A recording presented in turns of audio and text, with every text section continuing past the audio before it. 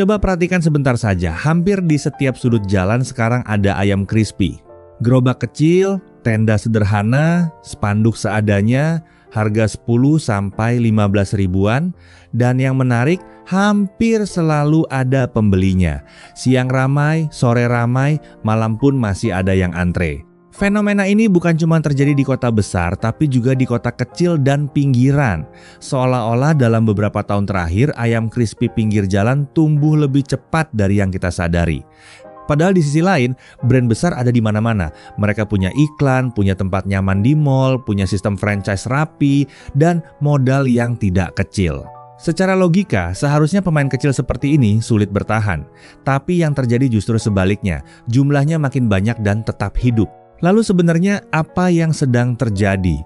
Apakah ini sekedar tren sesaat atau memang ada logika bisnis kuat di baliknya? Di video ini kita bahas faktanya, kenapa ayam crispy pinggir jalan makin menjamur dan siapa sebenarnya yang paling diuntungkan dari fenomena ini.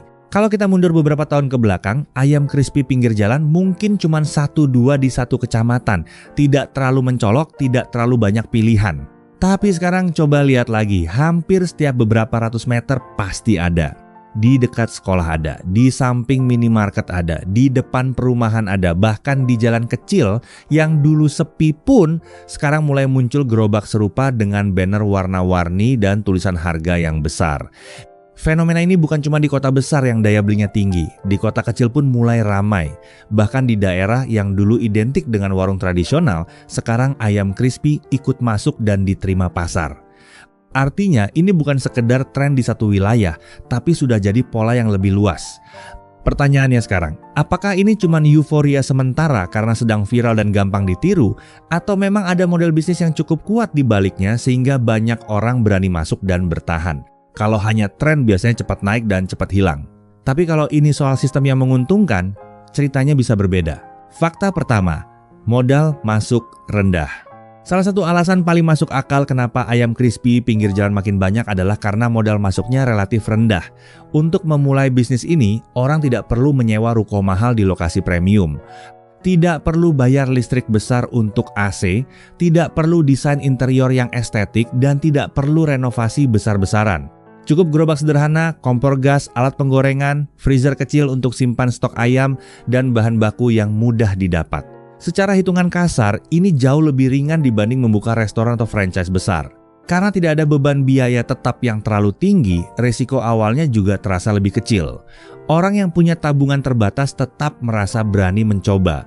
Bahkan ada yang mulai dari skala sangat kecil, lalu perlahan menambah kapasitas setelah ada pemasukan. Model seperti ini membuat banyak orang melihat peluang yang realistis, bukan sekadar mimpi. Kesimpulannya sederhana, ketika hambatan masuk ke bisnis itu kecil, jumlah pemain biasanya cepat bertambah. Semakin mudah untuk memulai, semakin banyak orang yang tertarik mencoba. Dan disinilah salah satu alasan kenapa ayam crispy pinggir jalan terlihat menjamur dalam waktu yang relatif singkat. Fakta kedua, margin masih masuk akal. Sekarang kita masuk ke alasan kedua yang sering tidak terlihat, yaitu soal margin dan cara mainnya. Harga ayam crispy pinggir jalan rata-rata di kisaran 10-15 ribu rupiah per potong atau per paket sederhana. Sekilas terlihat murah, bahkan sangat murah dibanding brand besar. Tapi justru disitulah kekuatannya. Harga segini membuat pasar mereka sangat luas, mulai dari pelajar, karyawan, ojek online, sampai keluarga yang ingin makan cepat tanpa keluar banyak uang. Bisnis ini tidak mengejar keuntungan besar di satu porsi. Mereka tidak main di margin tinggi seperti restoran premium. Yang mereka kejar adalah volume dan perputaran cepat. Dalam sehari, kalau lokasi bagus dan rasa konsisten, penjualan bisa puluhan sampai ratusan potong. Uang berputar cepat, stok cepat habis, lalu beli bahan lagi, jual lagi. Polanya sederhana, tapi efektif. Model seperti ini membuat arus kas terasa hidup. Selama penjualan stabil dan biaya terkendali, margin yang mungkin tidak besar per potong tetap bisa jadi menarik secara total. Jadi bukan soal mahal atau murahnya harga, tapi bagaimana perputaran itu dijaga agar tetap lancar dan konsisten setiap hari. Fakta ketiga, target pasar tidak pernah habis. Alasan berikutnya kenapa ayam crispy pinggir jalan terus bermunculan adalah karena target pasarnya hampir tidak pernah habis. Coba lihat siapa saja yang beli. Pelajar yang pulang sekolah dan butuh camilan atau lauk murah. Karyawan yang ingin makan cepat tanpa harus masuk restoran, ojek online yang butuh makan praktis sebelum lanjut narik, bahkan keluarga yang ingin lauk tambahan tanpa repot masak. Pasarnya luas dan terus ada setiap hari. Berbeda dengan bisnis yang bergantung pada tren atau musim tertentu, ayam adalah makanan yang sifatnya universal. Tidak peduli musim hujan atau panas, tidak peduli tanggal tua atau tanggal muda, orang tetap butuh makan. Dan ayam termasuk menu yang paling mudah diterima oleh semua kalangan, dari anak kecil sampai orang dewasa. Karena konsumennya beragam dan kebutuhannya rutin, permintaannya cenderung stabil. Selama harga masih masuk akal dan rasa tidak mengecewakan, peluang untuk tetap laku selalu ada. Inilah yang membuat bisnis ini terasa aman bagi banyak orang. Karena pasarnya bukan segmen sempit, melainkan kebutuhan sehari-hari yang terus berulang. Fakta keempat, fleksibel dan cepat adaptasi. Faktor berikutnya yang sering jadi pembeda adalah fleksibilitas. Ayam crispy pinggir jalan tidak terikat sistem yang kaku. Kalau satu titik mulai sepi, mereka bisa pindah ke lokasi yang lebih ramai. Tidak perlu kontrak panjang, tidak perlu biaya penalti besar. Cukup angkat gerobak, cari spot baru yang lebih potensial. Dan mulai lagi, fleksibilitas seperti ini membuat risiko bisa ditekan. Selain lokasi, mereka juga cepat beradaptasi dalam hal produk. Kalau bumbu original kurang diminati, bisa coba varian pedas, balado atau saus kekinian. Kalau daya beli turun, bisa buat paket hemat dengan nasi dan minum. Semua bisa disesuaikan dengan kondisi pasar sekitar. Perubahan bisa dilakukan cepat tanpa harus menunggu persetujuan pusat atau mengikuti SOP yang panjang. Berbeda dengan franchise besar yang punya standar ketat dan prosedur berlapis, pemain kecil lebih lincah dalam membaca situasi. Ketika kondisi berubah, mereka bisa ikut berubah dengan cepat. Di dunia bisnis yang dinamis, kemampuan beradaptasi seringkali lebih penting daripada sekadar besar modal. Fakta kelima, psikologi harga. Sekarang kita masuk ke faktor yang sangat kuat tapi sering tidak disadari, yaitu psikologi harga. Angka 10-15 ribu rupiah itu secara psikologis terasa ringan. Bahkan ketika seseorang sedang berusaha hemat, angka segitu masih masuk kategori bolehlah. Tidak perlu mikir panjang, tidak perlu merasa bersalah, dan tidak perlu menunggu momen khusus. Keputusan membeli jadi cepat karena hambatan mentalnya rendah. Bandingkan dengan harga 30-50 ribu per porsi di brand besar, secara kualitas mungkin berbeda, tempatnya lebih nyaman, kemasannya lebih rapi. Tapi bagi sebagian orang, angka di atas 30 ribu sudah masuk kategori pertimbangan. Mereka mulai membandingkan, mulai berpikir dua kali, terutama saat kondisi ekonomi tidak sepenuhnya stabil. Disinilah ayam crispy pinggir jalan mengambil posisi yang sangat strategis, yaitu di titik harga yang aman bagi mayoritas konsumen. Harga murah bukan berarti asal murah. Yang mereka mainkan adalah persepsi nilai. Konsumen merasa dengan uang yang relatif kecil, mereka sudah dapat lauk yang mengenyangkan dan praktis. Rasa puas itu muncul bukan hanya dari rasa makanan, tapi dari perasaan bahwa mereka tidak mengeluarkan terlalu banyak uang.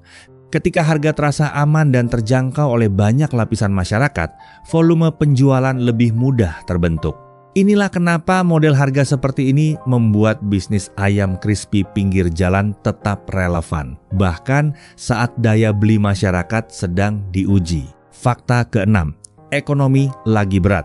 Kita juga tidak bisa menutup mata dari kondisi ekonomi yang sedang tidak selalu mudah.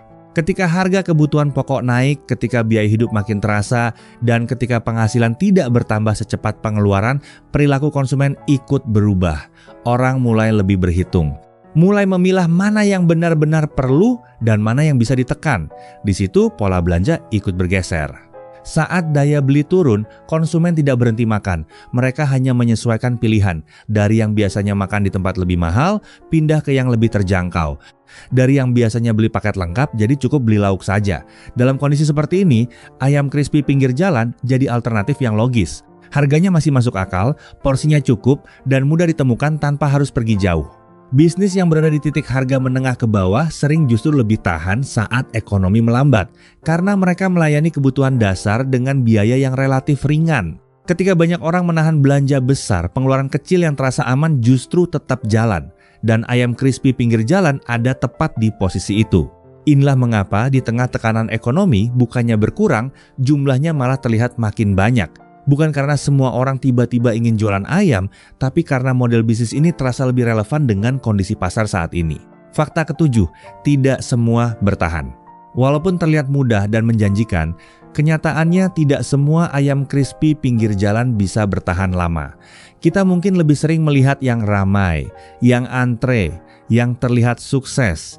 Tapi di balik itu ada juga yang sepi, lalu pelan-pelan menghilang tanpa banyak orang sadari.